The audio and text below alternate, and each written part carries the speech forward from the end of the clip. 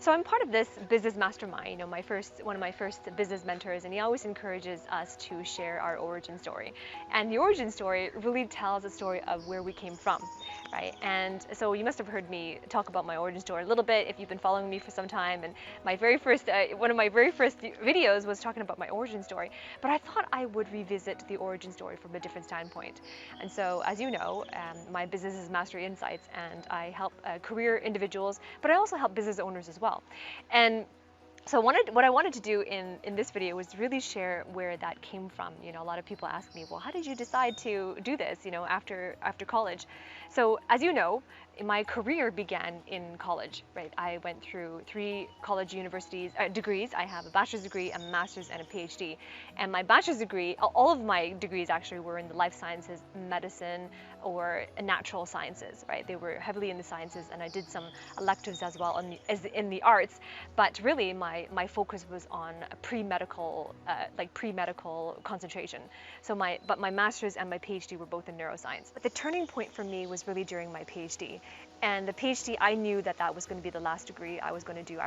By that time, I was finished with academia, and I wanted to, finally start working and start to gain a significant income. So halfway through my PhD, I realized that I really didn't want to be doing the work anymore. So in neuroscience, what a PhD does is different from other degrees. A PhD is where you're expected to generate new knowledge. So I was contributing through scientific research the answer to a question that has never been answered before, right? And so with the dissertation, you write a dissertation, you defend it in front of a committee, and you're supposed to demonstrate that you discovered something that has never discovered before, and that is your authentic work. It's original. So that is the expectation of how you get a degree. So I answered my question, and my question at that time was in brain disease, right? Trying to find a viable treatment, a sustainable treatment for neurodegenerative disorders like Alzheimer's and Parkinson's and ALS. That was the focus of my degree. And halfway through, that was when I realized that although I was interested in helping that population, I didn't enjoy the day-to-day work. Right? It's not as glamorous as people make it out to be. You watch movies like CSI, everyone in their white lab coats, it seems so glamorous. But when you're doing the work, it is a completely different story. And I was not interested, and I was not motivated by the day-to-day. So here I was, I had 2 college degrees. I'm halfway through my PhD, and I had to decide whether or not to continue. And I had no idea what I wanted to be doing in my life. I had no idea what I wanted to, quote unquote, be when I grow up. And it's in that state where you realize that most students, when they get to higher degrees, even a master's or a PhD, or even halfway through their bachelor's degree, they have what I call a sunken cost fallacy.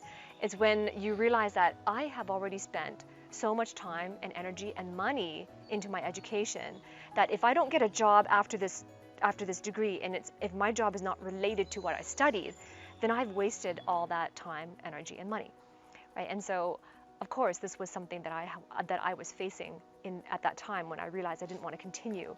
And the career trajectory of my degree was really the expectation that you either become a full tenured professor, right, or some college lecturer, or a researcher in industry or academia. Like the career trajectory seemed very limited. And my choices at the time of the shoulds, what I should be doing, it didn't inspire me, right? So here I was, about to graduate, and I was doing what most of college graduates do. I got to find a job. I got to figure out what I want to do and find a job. And here's the problem that I faced, and a lot of students face the same thing. And looking at a lot of job applications, looking at a lot of job postings out there was not a single job posting that I could find that really spoke to me. Not a single job posting. And job postings are these descriptions that an employer puts out there online, on their website, on LinkedIn, wherever you find these things, and they tell you what is expected of you. They talk about your qualifications, they talk about the summary of the job, and the task that you will be doing if you join their team. I looked at hundreds of these, right? I searched for keywords, I searched for PhD qualification, neuroscience background, or life science background. I searched for everything I could find, companies that were interested in to me, cities that I might be interested in moving to. I was really trying to expand my net. But here's the thing, I couldn't find a single job description that really spoke to me, right? And that was very that was very concerning, right? Because I felt like I had a sunken cost fallacy, that if I didn't work in a domain that was related to my degree, that I would have wasted all that time, money, and energy. And so here I was feeling that I can't find a job, right? And not that I didn't, not for a lack of trying, but I couldn't find a job description that I really felt like this is what I want to be doing. This is what I see myself doing, and this is where I see my future.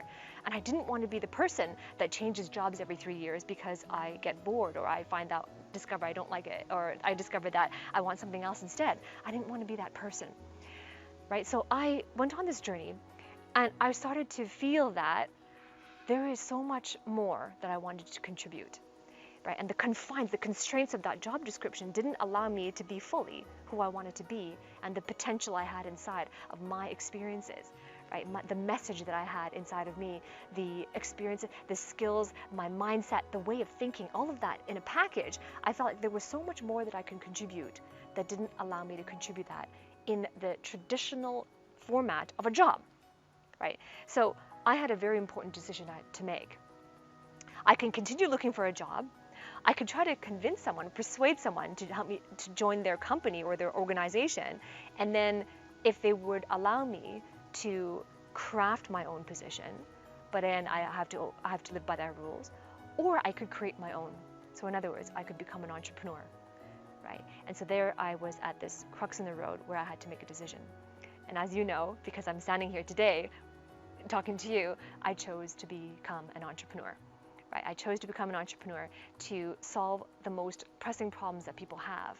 And to me, that's what the definition of entrepreneurship is. An entrepreneur solves the problems that a lot of people have, and they've been trying hard to solve that problem in their career, their business, or their life, but they just they don't have the framework or the processes or the system or the way of thinking to solve that problem. And so as an entrepreneur, I provide those frameworks, those tools, those processes, those ways of thinking. Right? As a coach, as a mentor, as a consultant.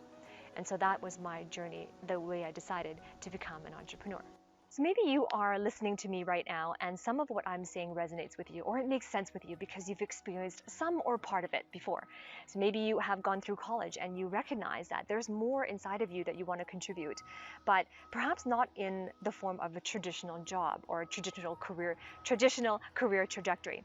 Right? And so the problem with this is that we have been born into and raised in a system that sets us up for failure, where we're born into a school system that teaches us to be obedient, and I call this mental obedience, where we are told, we wait for a bell to ring, or we wait to be told what to do, and then we obediently do as we are told. We are told what to study, we are told how to think, and our days have been structured for us in a curriculum where we are taught all of the subject matter expertise, right? What we chose to major in college, right? We learn all about our subject, and then the system, through curriculum, through a structure that we don't get a lot of control of, we are pushed into this system where the outcome of it is we are now handed a certificate. So it's a certificate-based economy where after the certificate, then we are told to go and make something of our lives. Right? But the school system does not teach you how to answer more important questions like, well, what's important to me? And they don't teach you how to build a career path. They don't teach you things like leadership, business acumen, or how to think truly for ourselves.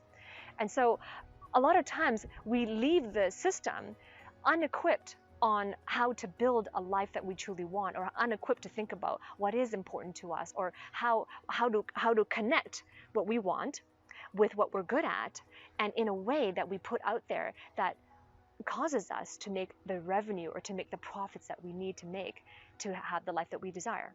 And so the school system doesn't teach us to take the knowledge that we have gained, to organize it, package it in such a way, and offer it as wisdom into the marketplace that the marketplace wants and needs to turn that into value and then into profit. Right? And so this is what I set out to do, to be able to answer that question.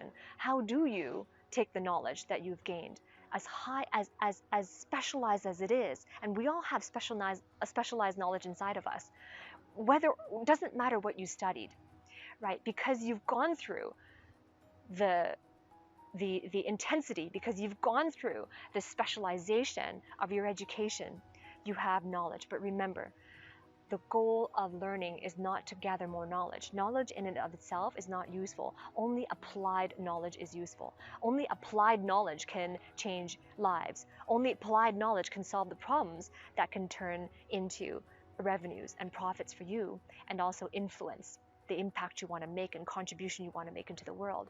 And so school systems teach you to learn, you're collecting knowledge, you get your certificate, but then what then, right? So the purpose of learning is not to gather more knowledge. The purpose of learning is to obtain mastery. Mastering the skills, and the skills is simply applied knowledge. You apply your knowledge into skills, right? And so that is what, in a nutshell, the formula really to build confidence and to turn into profit as well. Right? And so if you are listening to this and you kind of feel like, well, I have all this expertise, but I don't know if I'm not sure I have what it takes to be an entrepreneur. I have never done it. I don't have an MBA. None of my family members are business owners. None of us, I don't have that. It's not in my DNA.